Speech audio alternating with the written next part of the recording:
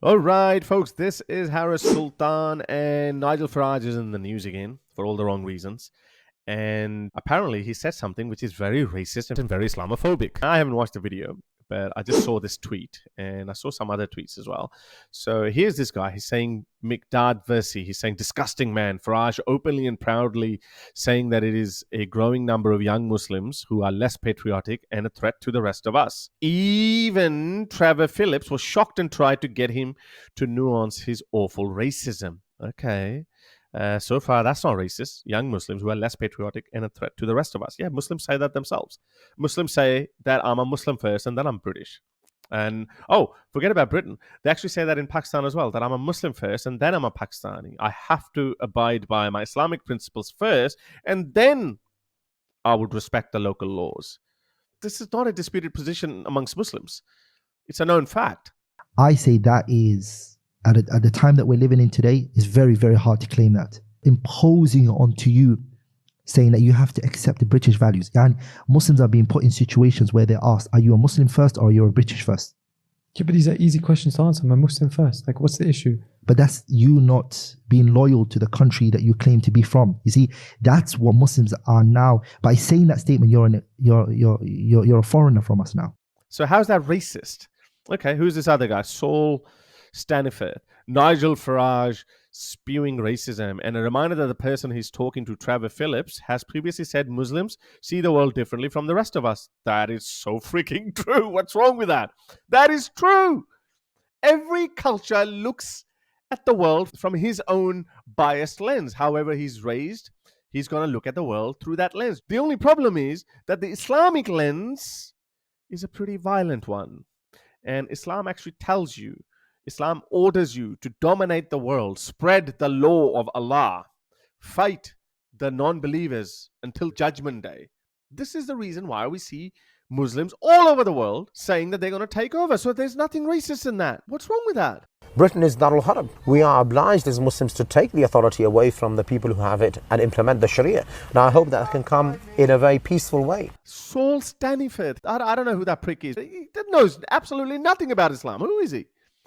Must be a blue-haired wokey. Yeah, there you go. He's not blue-haired, but he's a wokey regardless. Anyway, clown. Okay. A growing number of young people in this country who do not subscribe to British values, in fact, loathe much of what we stand for. Yes. This is something I've been saying for the last 5 years, and some other people have been saying far longer than that.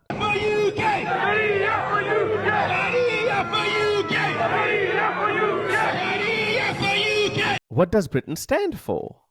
What are British secular, liberal, democratic values? Britain says the Hamas and Muslim Brotherhood are proscribed organizations, i.e. terror outfits.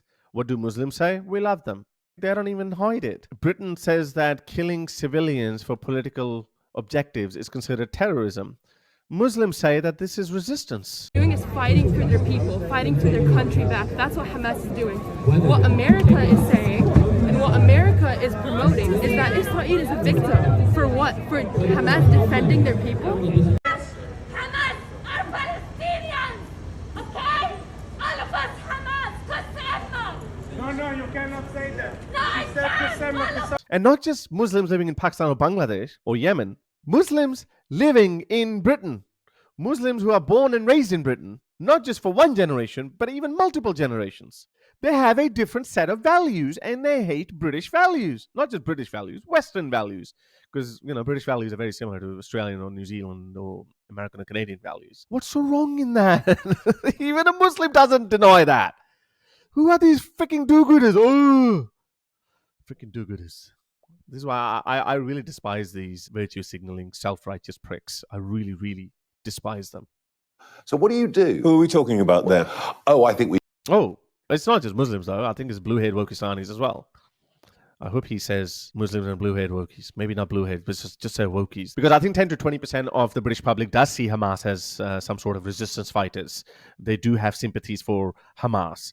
So I think it's important to mention those blue-haired Wokies in the same breath as Islamist fundamentalists. But we have to say that not all Muslims see them as that. I think there was a survey recently that says something like 40% or 45% of Muslims see Hamas as heroes, something like that. So not all Muslims, but that number is growing because of these politically correct statements by our politicians, because they don't want to call a spade a spade. That's the reason why. We see them on the streets of London every Saturday. Yeah, What do they look like? Oh, we're talking about... What do they look like? Are we talking about Muslims here? We are. Are you sure you... Muslims and blue-haired wokies. Come on, Nigel, you got to mention them too. Oh, you need some coaching. See, I get it now. This is the reason why he's been called racist, because he did not mention white people. You got to find those white people as well. To balance the equation, you got to do it carefully. I get it. This is it. Oh, this is what they mean by this Trevor guy, that he seems uneasy because he's like, oh. Want to make the blanket accusation that you've just made that Muslims are somehow less patriotic than other British people, because those people on those demonstrations are British. Did you? Well, that is actually true. Muslims are less patriotic. One way to look at it is there are only 450 Muslims in the British Army. 450. Do you know how many Muslims went to Syria to join ISIS? At least 750 people. 750. And there are 15,000 Muslim prisoners in British prisons. And wait for the best one. There are 40,000 Muslims on terror watch list.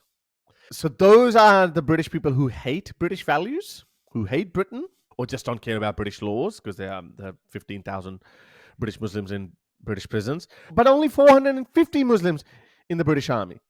So yeah, I think there's nothing wrong in saying that British Muslims are less patriotic than other demographics in Britain. Remember those figures, yeah? Okay. How does Nigel come back from this? Watch the recent elections that took place up and down the country. We don't know that, and we don't know they support Hamas. Would you like to revisit what you said at all? There is a survey. Yeah, let's have a look. So here it is.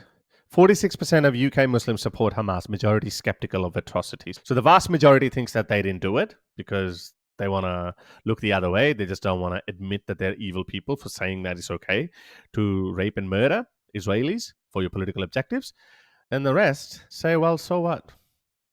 46% of UK Muslims support Hamas. And he's saying, no, we don't have any idea. We've been saying that from day one, that these are not pro-Palestine marches. These are pro-Hamas marches. Anyway, let's wrap this up. Let's be clear. There is a growing population of people in this country, a lot of them very young, who have recently been voting for and electing candidates, right, up and down the country, in inner cities, who stand for a set of values that are completely, not only don't subscribe to our values, but in many cases are totally against our values. That's so true. There's nothing wrong with that. There's nothing wrong in what he said. Look at this. This is what we're talking about. Look at this guy. Look at this clown. We will not be silent. We will raise the voice of Gaza. We will raise the voice. This guy just won local body elections. He's supposed to be a counselor. He's supposed to be picking up the rubbish outside your house. That's what he should be doing.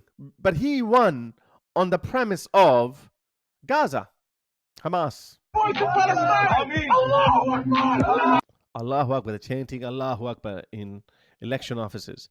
I thought you guys, British people, you guys worked really, really hard to get rid of religion, but this is what you ended up with. you destroyed your own religion, which is a good thing, in my opinion, because I'm an atheist, but then you replaced it with an even worse religion. Wow. Anyway, so there's nothing wrong in what Nigel said. I think whatever he said is 100% true. It's not racist. He's saying how things are. That's it. And that's what we need more of, not less of. So I hope you liked today's video. Like, share, and subscribe to the channel. If you'd like me to continue making awesome videos like these, then you can be my patron by going to patreon.com/Farage Sultan, or you can buy me a coffee. Until next time, ta-da. If you'd like to support my work, you can become my patron by going to patreon.com/Farage Sultan, or you can simply buy me a coffee.